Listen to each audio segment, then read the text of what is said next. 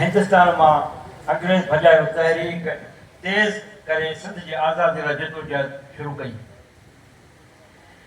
हू सिंध जो वो गोरीलो हो जिनके अख में सिंध जो नक्शो माणिक्य वांगुरु बरंदो हो। हिन सिंधी कहानी के रखवाले मोहन कल्पना के ॿुधायो हो ऐं चयो हो त मोहन तो सिंध जे तारीख़ पढ़ी आहे। सिंध हिंदुस्तान जो दरवाज़ो रही आहे।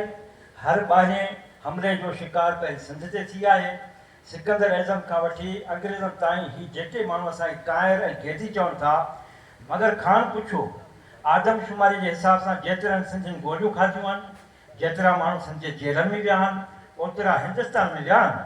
सिंध में असीं 40 लख हुआसीं, हिंदुस्तान में 40 करोड़ माण्हू हुआ।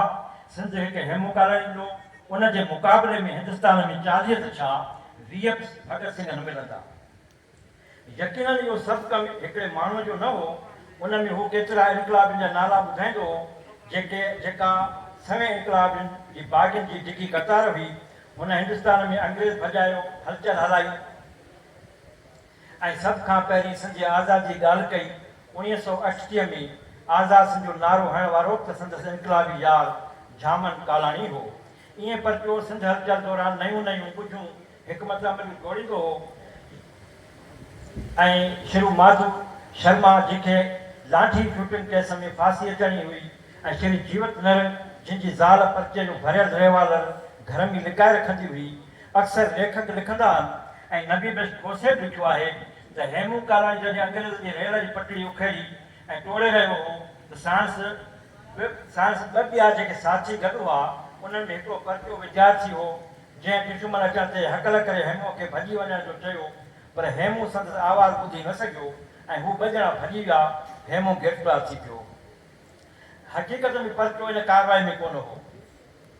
हू उन अहिड़ी ॻाल्हि मोहन कल्पना खे इंटरव्यू ॿुधाए जंहिंजो ज़िक्र मोहन कल्पना पंहिंजे किताब आफ़ताब इनकलाब में कई आहे त परचो विद्यार्थी शिकारपुर कॉलेज में FA में दाख़िला वठी चुको हो, जिते शेख हया सां दोस्ती थियसि, जेको बि MA राय जे फ़लसफ़े जो क़ाइल हो, जिते पाण ब्रिटिश हुकूमत जे अख में हो। उन करे हू सखर ऐं शिकारपुर विच में यात्रा पंध कंदो हो। इहा ख़बर हुन हिते कई हुई त ॿिया परचो ॿिया जितां पंध लाड़कण विया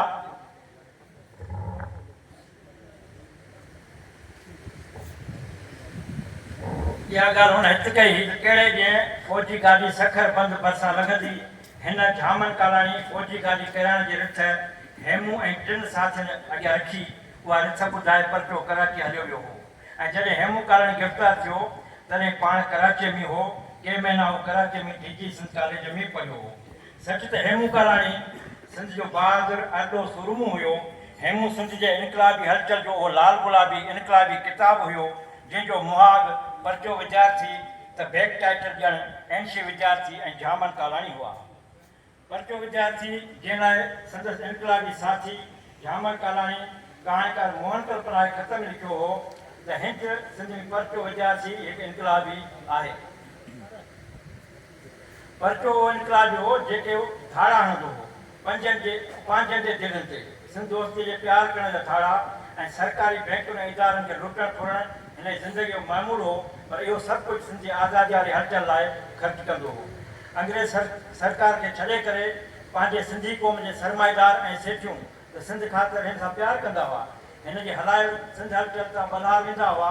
अहिड़नि धरती धणियुनि में परसराम परवमल बि हो जंहिं उल्हासनगर में केतिरा कॉलेज खोलिया हुआ। परचो जॾहिं जेल में हो त परसराम परवमल पाण त उन सां मुलाक़ी न थी सघियो, पर पंहिंजे धीउ हर देवीअ खे जेका पुण क़ौमी शेवका ऐं कारकुन हूंदी हुई परचे वटि जेल में मोकिलींदो ऐं उहा सूर में परचे खे लिकाए पैसा ॾेई ईंदी हुई। ईअं देसी माण्हू हिन सां प्यार कंदा हुआ।